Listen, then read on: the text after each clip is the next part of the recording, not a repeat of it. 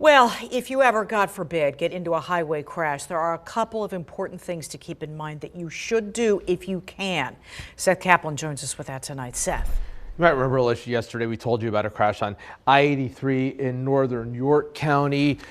A 41-year-old man struck while standing outside a disabled vehicle. Now along I-81 up in Lackawanna County, 5 women leaving behind grieving family and friends. They get out of their car right away. A man and woman outside a car after they see a minivan carrying 4 women who are family members of theirs caravanning with them lose control and collide with a concrete barrier.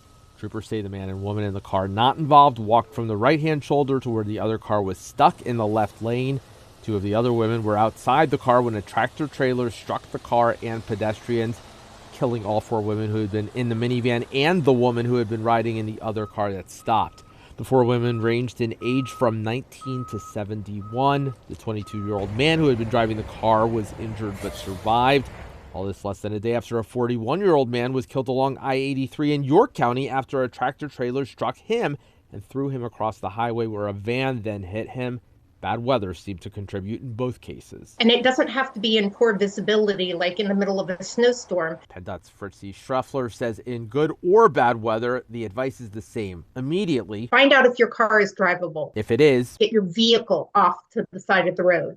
Put your emergency flashers on. If you don't have your headlights on already, make sure those are on. then, especially if your car is not in the travel lanes, Stay in your car if you can. 2, if it is not safe to stay in your car and there's a guide rail or some kind of barrier next to you and it's not a drop beyond that, get on the other side of that, because that's going to keep you away from any potential crash. the reason to avoid getting out of your car, They're on the phone with an emergency responder.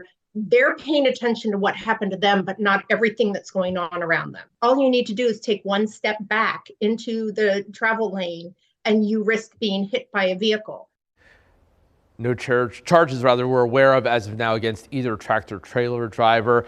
If you're wondering whether the slow down, move over law would have applied here, in PA, that only applies to a private car if it has its flashers on, plus either flares or cones outside. Fritzy Schruffler says you do have to weigh the risk of getting out of your car, Alicia, to put out those flares or cones. Gotcha. All right. Hey, Seth, thank you very much.